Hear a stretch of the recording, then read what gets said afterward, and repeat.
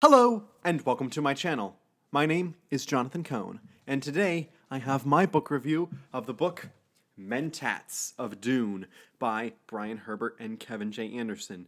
This is the second book in their Schools of Dune trilogy. The first book I read and reviewed on the channel, Sisterhood of Dune, and the third book, Navigators of Dune, I'll be reading next month. But Mentats of Dune, I read it and I really enjoyed it. I think that Brian Herbert and Kevin Anderson have a way of writing political thrillers in their science fiction that just gets to me. I enjoy their brand of storytelling. And why I particularly am enjoying this trilogy is because it explores themes that I think are really interesting. This is set after the events of the Butlerian Jihad and is set after the events of the Machine Crusade, the Machine versus the humans and the Battle of Corinne and all that stuff. This trilogy is focused on the aftermath, and it's what is society like? How did the people who are the Butlerians, who are so anti-technology, become so powerful and so anti-technology that they overcorrected. And now the pro-technology people, who aren't even saying they want a bunch of machines, they're just saying maybe use a computer here and there, they're now being persecuted for what they like and what they want.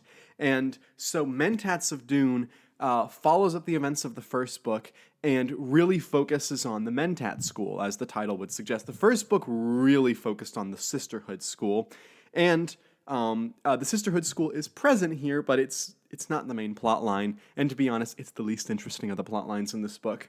But the Mentat school is very interesting, and that is, to me, the best part of the book.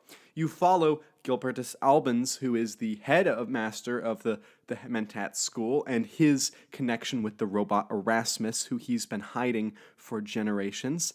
And then you also follow the character of Erasmus, the robot, and the character of Anna Carino, who is the sister of the Emperor, and the Emperor thinks she's crazy, but she's actually not that crazy.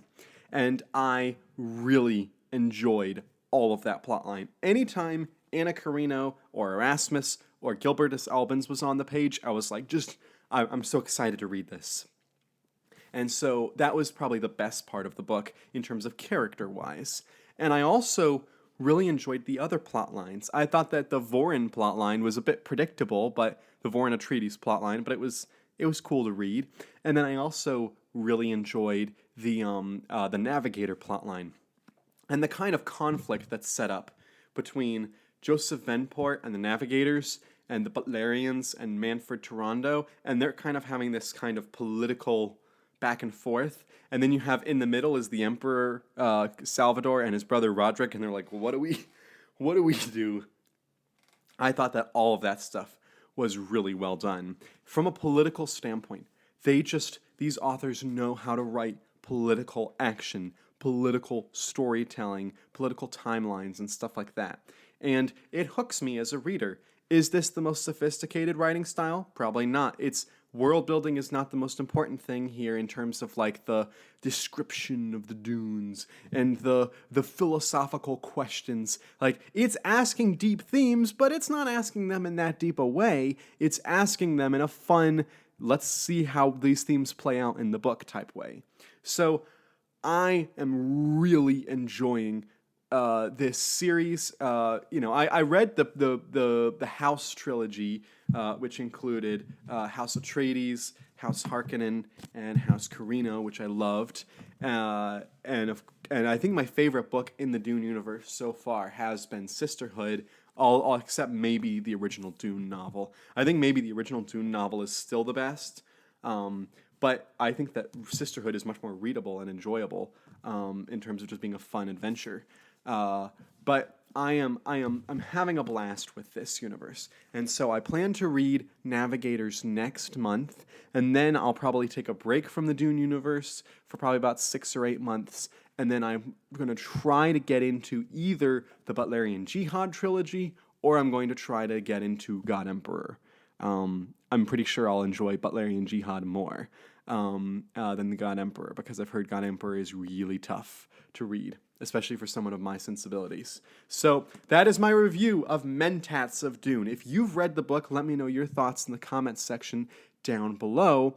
And if you have certain plot lines that you enjoyed more than others, let me know. Do you enjoy Brian Herbert and Kevin J. Anderson? Let me know all those thoughts in the comments section down below.